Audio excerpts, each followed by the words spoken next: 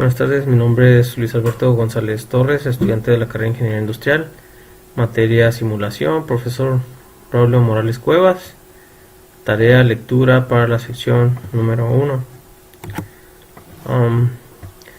Esta tarea consiste en el estudio de lo que es el tema de la simulación de sistemas discretos. En el esquema de los sistemas discretos se puede decir que son los elementos que forman parte de un instante de tiempo determinado separados entre sí. Estos elementos pueden ser la llegada de materia prima, el inicio y fin de lotes de producción.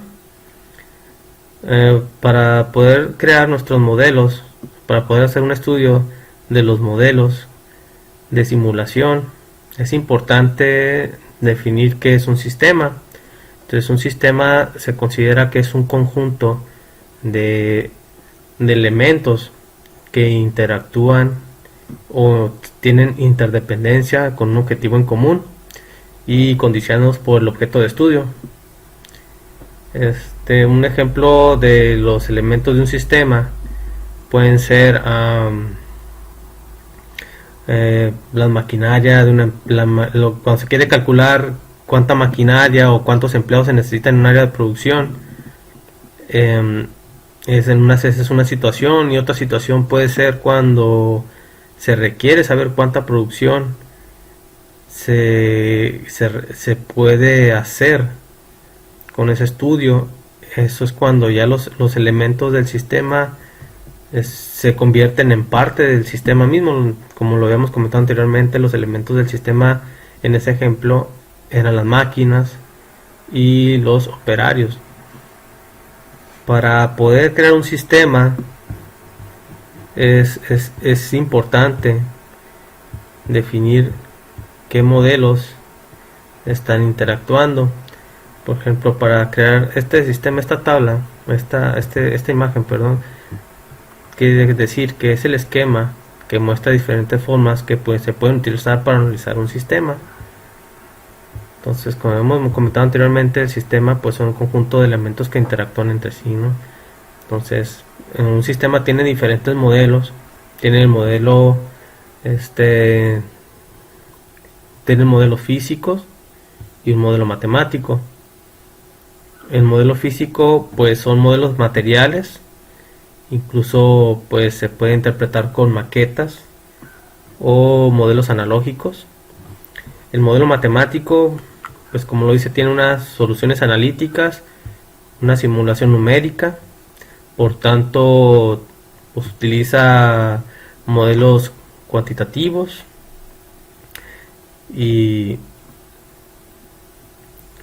utiliza modelos cuantitativos para poder crear el sistema. En cuanto a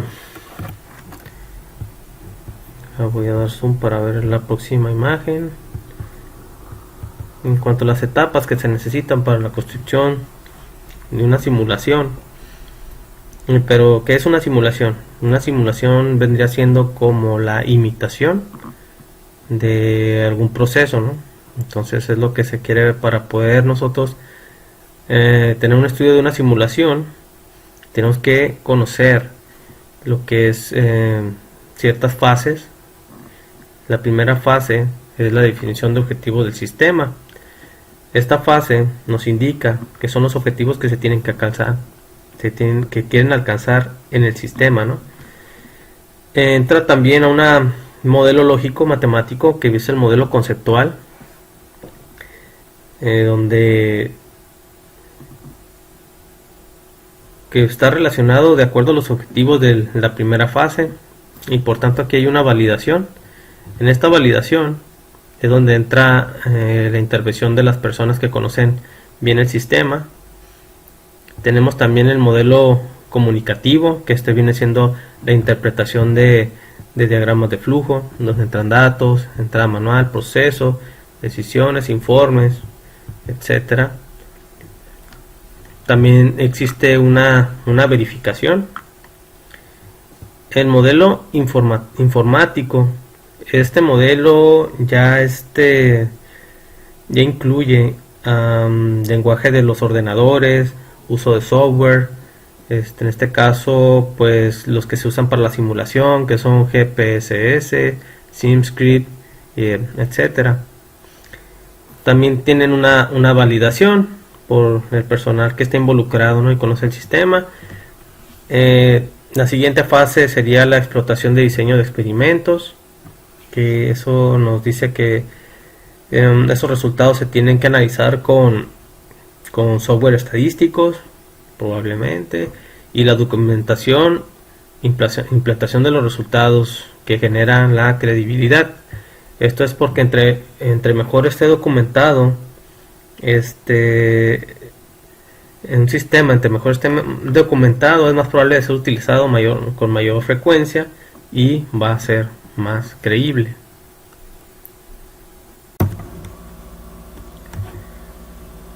La simulación nos permite estimar el comportamiento de un sistema existente bajo condiciones operativas. Para los mecanismos de avance de tiempo, la variable que se utiliza se denomina como reloj. Los mecanismos de avance del tiempo son denominados como intervalos de tiempo variable y intervalos de tiempo fijo. Los intervalos de tiempo variables son los sucesos más cercanos en el tiempo.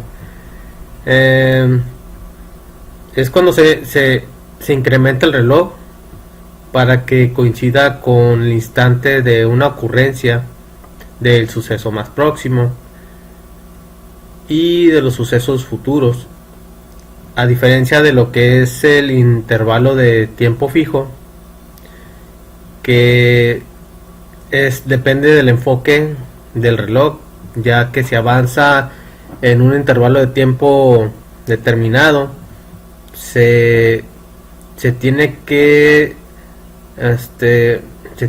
ejecutar un análisis donde si dentro de ese intervalo hubo una ocurrencia o dos ocurrencias, estas al final del intervalo el estado del sistema se actualiza. En esta imagen se puede mostrar un ejemplo de la simulación en estado de tiempo de variable, ¿no? De intervalo de tiempo variable, donde hay un inicio de 0, llama la rutina de inicialización. Después pasa a poner el reloj a 0, que viene siendo la rutina de inicialización. Pone el reloj a 0, inicia el estado del sistema y de las estadísticas. Y el paso 3, iniciar la lista de sucesos. Después llama la rutina de tiempo y llama la rutina del suceso I. Aquí está la rutina del suceso. Lo que pasa en este lugar es determinar el próximo suceso y avanzar el reloj. Aquí está la rutina del siguiente suceso, donde se actualiza el estado del sistema, se actualiza la estadística que genera sucesos futuros y actualiza la lista. En este caso se genera la librería de rutinas que genera las variables aleatorias. Aquí llega a un cuadro de decisión donde hace una pregunta que si se ha terminado la simulación. En dado caso que no se haya terminado la simulación, se regresa al programa principal, donde vuelve a hacer la función. Y si termina la rutina de la simulación, entonces genera los informes, calcula los resultados de interés, escribe los informes y llega el fin de la simulación.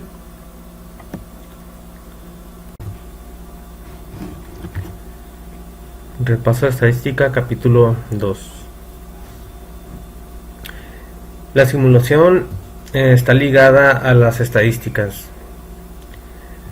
Los objetos de estudio estocástico son magnitudes aleatorias que varían con el tiempo. Las variables aleatorias representan fenómenos no determinísticos. A las variables deterministas se sabe que toman un valor, y las no deterministas no se sabe el valor que toma, pero se encuentran dentro de un intervalo. En esta imagen se muestra un ejemplo de lo que es una simulación, y es donde los datos tienen que acomodarse. Los datos deben ser acomodados para encontrar sus variables, después simular en un modelo para que después llegue a un experimento. En este caso hay una configuración donde se ve una dispersión de los datos, y aquí hay otra dispersión. Entonces, gracias a lo que nos arroja, a la información que nos arroja el modelo. Estas son las funciones. Es una función de probabilidad, la función de distribución, y esta es la función de probabilidad. Esta es la gráfica que da una función de distribución, la cual nos dice que la probabilidad de que una variable aleatoria debe ser menor o igual que un valor dado, y en la función de probabilidad nos dice que la variable aleatoria es igual a ese valor dado. Y aquí está su gráfico. Por otra parte, una variable aleatoria continua se define como una función de densidad, y para que cumpla esos requisitos tiene que cumplir con el primero, que la función debe ser mayor o igual que 0. La integral de menos infinito a infinito de esta función debe ser igual a 1. La probabilidad de la variable aleatoria menor o igual a un valor es igual de menos infinito a la variable aleatoria de esta función igual a 1. En el caso de las variables aleatorias continuas, la relación entre la función de distribución y la función de densidad es la siguiente. Ahí se muestra la fórmula que vimos en el número 3, en la condición número 3, donde aquí está su gráfico. Este es un gráfico de densidad. Si tuviera un rango o unos límites, entonces se encontrarían aquí, que serán por debajo de la curva, y esta es la función de distribución.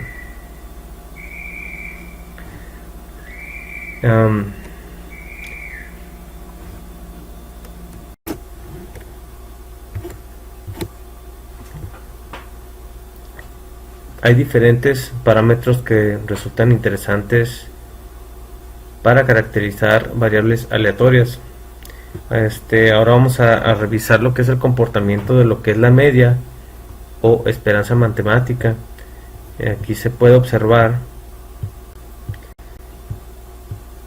la definición de la esperanza matemática, donde si la variable es continua, donde hay límites de algún valor menos un valor hasta un valor de x de la función de x. Esto sí es la variable continua. Si es una variable discreta, es la sumatoria de x sobre la función de x, y la varianza, esta es la varianza, se define como la siguiente manera: la varianza de x es igual a la integral de x, el valor de x, menos la media al cuadrado por la función de x. Si la variable es continua y la variable de x es igual a la sumatoria sub i por el valor de y menos la media al cuadrado por la función de x si esta es discreta. Las distribuciones continuas más frecuentes son utilizadas uniforme, exponencial, gamma, Weibull, normal logarítmica, beta y triangular.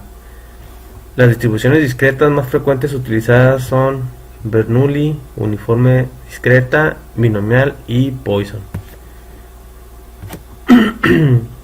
Dentro de las conclusiones, los sistemas, podemos decir que los modelos nos permiten mejorar un sistema donde las herramientas de software nos permiten manipular ese modelo en simulación para lograr objetivos específicos o mejorar rendimientos, puede ser especificaciones o procesos. En el segundo punto, las variables aleatorias. Las variables aleatorias nos permiten utilizar la probabilidad con ayuda de las matemáticas y las estadísticas para lograr observar puntos muestrales que nos indican el número de sucesos dentro de un experimento o definir este experimento. En el tercer punto tenemos la importancia de las estadísticas. Estas estadísticas nos ayudan a visualizar incluso procesos fuera de rango o fuera de control. Esto es un indicador que nos muestra un sistema que no está adecuado o necesita ser mejorado. Para poder hacer ajustes, si es necesario, el uso de herramientas de software de simulación. Muchas gracias.